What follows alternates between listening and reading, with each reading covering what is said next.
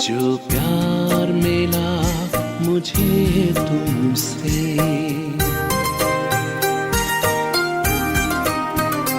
जो प्यार मिला मुझे तुमसे, वर्णन करूं मैं कैसे मुख से।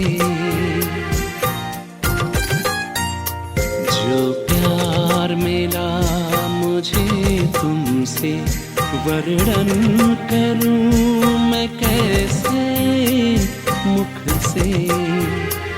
ये दिल जानता है बाबा, दिखता है जो नैनों के नूर से।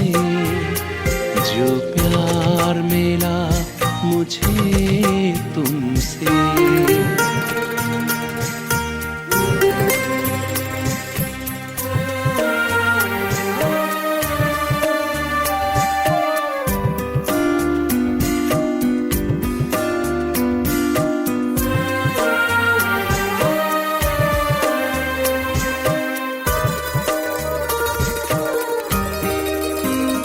मुझको इतना सम्मान दिया, मेरे लाडले कह दुलार दिया।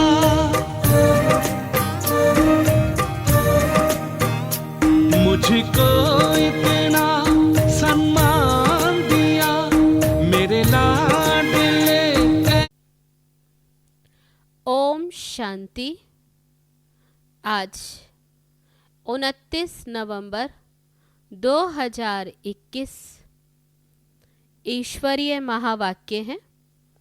बाबा कहते, मीठे बच्चे, दुनिया में भल और किसी का डर नहीं रखो, लेकिन इस बाप का डर जरूर रखो।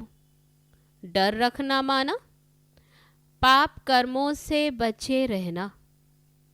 प्रश्न है, बाबा हर एक बच्चे को अपनी जांच करने की श्रीमत क्यों देते हैं? चार्ट रखने की श्रीमत क्यों देते?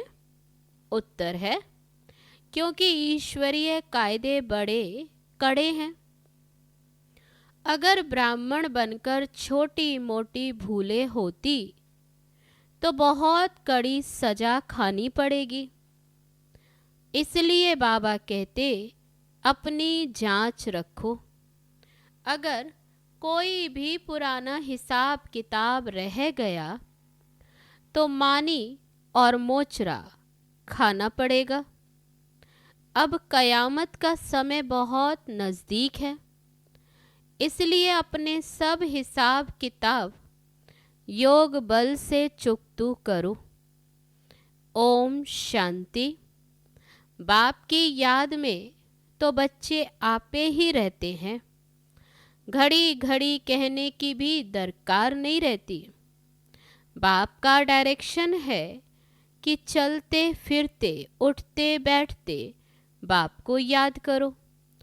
तो रावण जिसने तुमको पतित बना दिया है, उन पर जीत पा लेंगे। तुमको कोई हथियार आदि नहीं देते, सिर्फ योग बल से तुम रावण पर जीत पाते हो।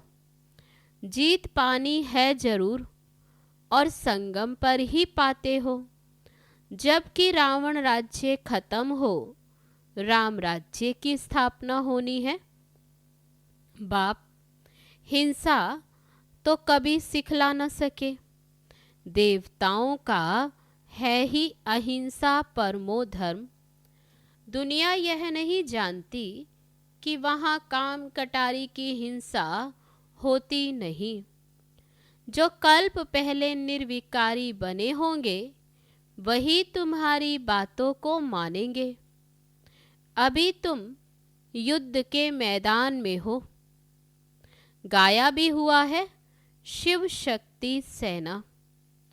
तुम हो गुप्त वॉरियर्स, हर एक अपने लिए कर रहे हैं। माया जीत, जगत जीत बनना है। तुम अपने लिए करते हो, गोया अपने भारत देश के लिए करते हो। इसमें जो अच्छी रीति पुरुषार्थ करते वह पाते हैं। जो 5 विकारों पर जीत पाएंगे वही जगत जीत बनेंगे। और कोई चीज पर जीत पानी नहीं है।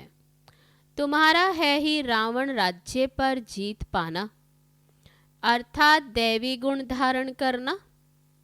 सिवाय दैवी गुण धारण किए सत्युग में जा नहीं सकते। तो अपने से पूछना है कि कहाँ तक हमने दैवी गुण धारण किए हैं। दैवी गुण धारण करना माना बाबा कहते रावण पर जीत पाना। कहते हैं राम राज्य था तो एक राम ने तो राज्य नहीं किया होगा, प्रजा भी तो होगी। यहाँ राजा रानी तथा प्रजा सब रावण पर जीत पा रहे हैं। अभी दैवी गुण धारण कर रहे हैं। दैवी गुणों में खान पान बोलना करना सब शुद्ध पवित्र होता है। हर बात में सच बताना है। बाप है ही सत्य। तो ऐसे बाप के साथ कितना सच्चा बनना चाहिए। अगर सच्चे नहीं बनेंगे तो कितनी बुरी गति होगी। गति तो ऊंच पानी चाहिए। नर से नारायण और नारी से लक्ष्मी बनना है। कहा भी जाता है तुम्हारी गति मत तुम ही जानो। बाप जो मत देते उससे कितनी ऊंच गति होती है। ऊंचे ते ऊंचा बाप ऊंची गति प्राप्त कराते हैं। तो अब श्रीमत पर चलकर दैवी गुण धारण करने हैं।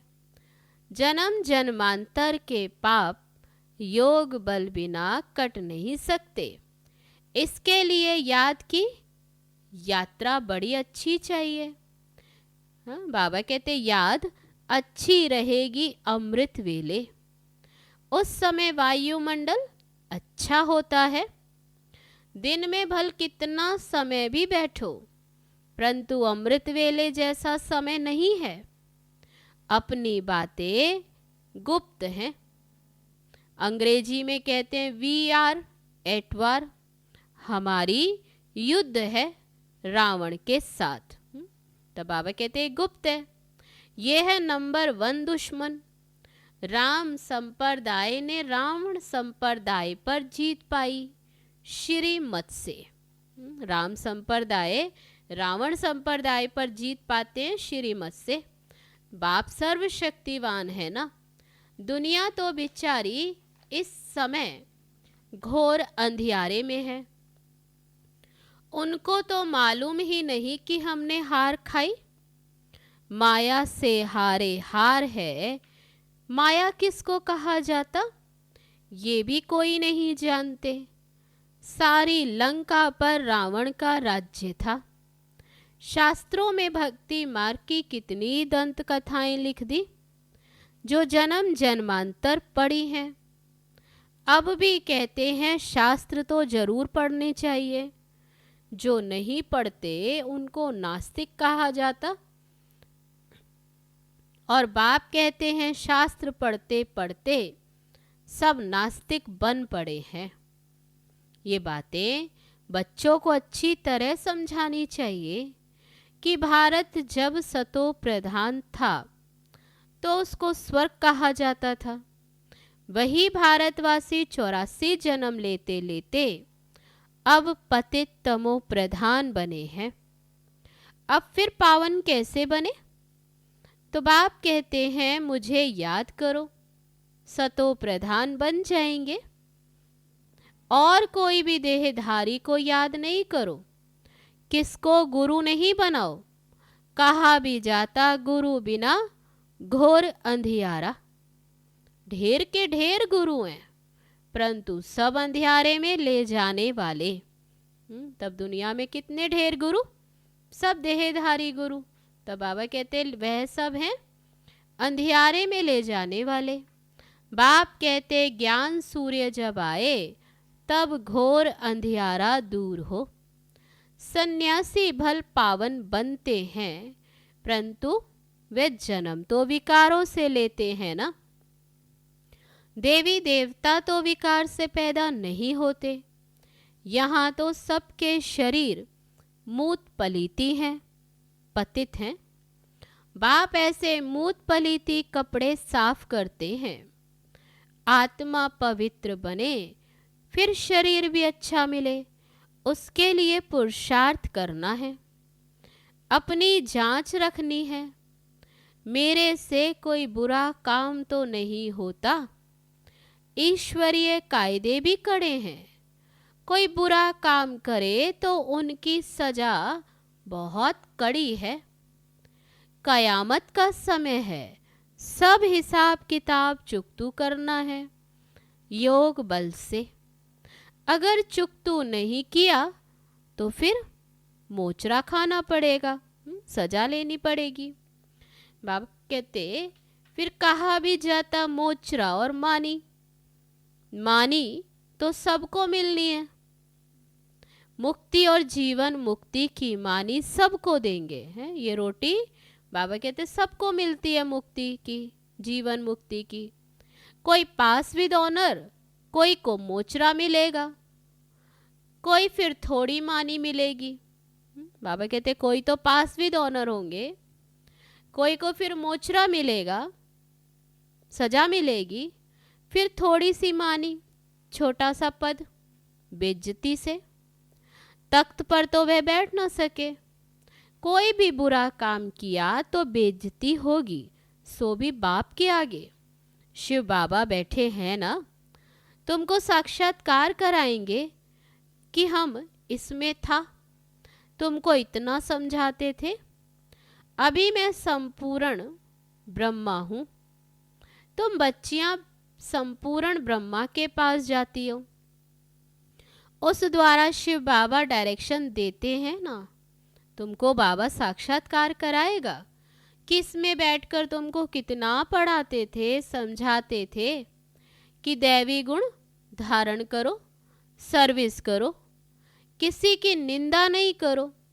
तुमने फिर भी ये काम किया, अब खाओ सजा। जितने जितने पाप किए होंगे तो फिर सजा खानी पड़ेगी। कोई बहुत सजाएं खाते हैं, कोई कम, उनमें भी नंबर वार है। जितना हो सके योग बल से विकर्मों को काटते रहना है। ये बड़े ते बड़ा फुरना बच्चों को रखना है कि हम संपूर्ण पक्का सोना कैसे बने। उठते बैठते ये बुद्धि में रहे, जितना याद करेंगे उतना ऊंच पद पाएंगे। माया के तूफानों की परवाह नहीं करनी है। बाबा कहते जितना समय मिले बाप को याद करना है। मुझे तमो प्रधान से सतो प्रधान बनना है। बाप को याद करेंगे तो पाप कट जाएंगे। कोई पाप भी नहीं करना चाहिए, नहीं तो फिर 100 गुना बन जाएगा। माफी नहीं ली तो फिर वृद्धि को पाते पाते सत्यानाश हो जाती है।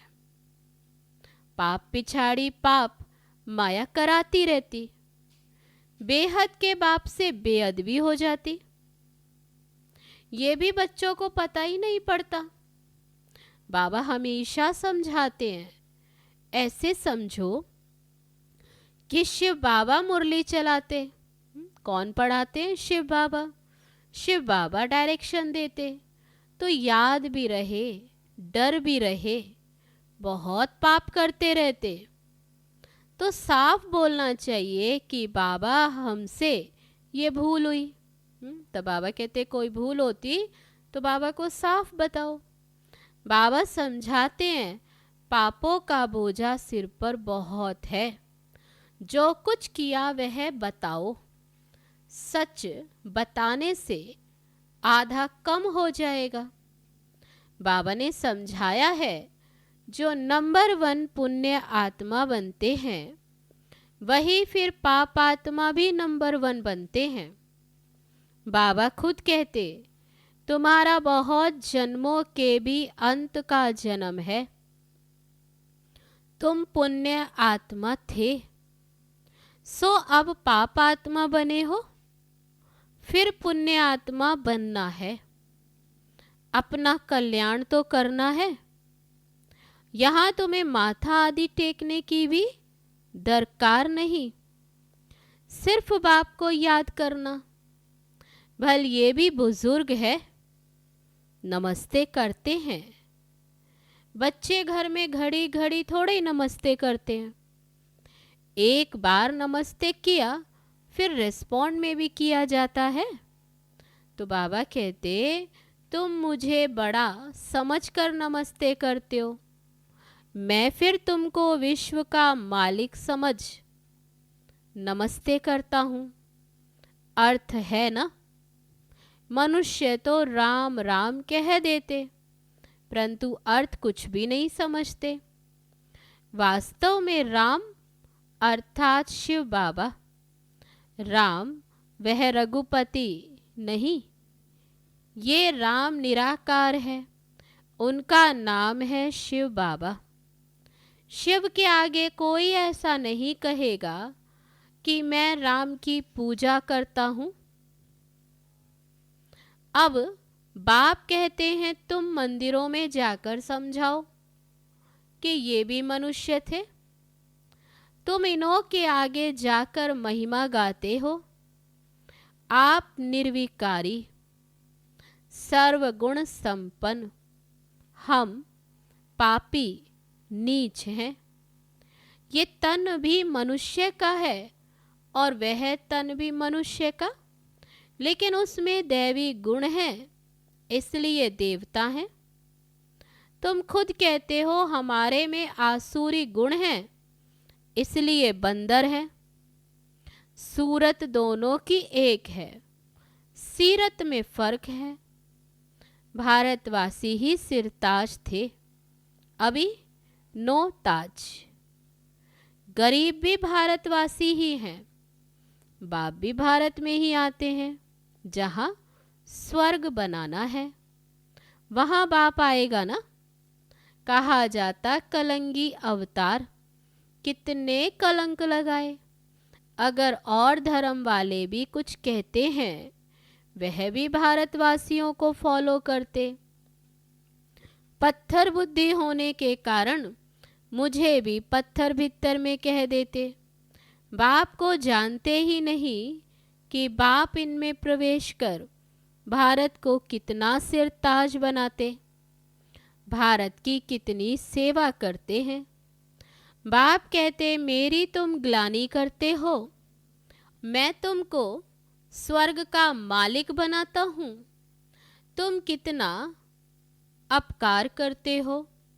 रावण ने तुम्हारी मत कितनी मार डाली है, बुरी गति हो गई है, तब बुलाते हैं पतित पावन आओ।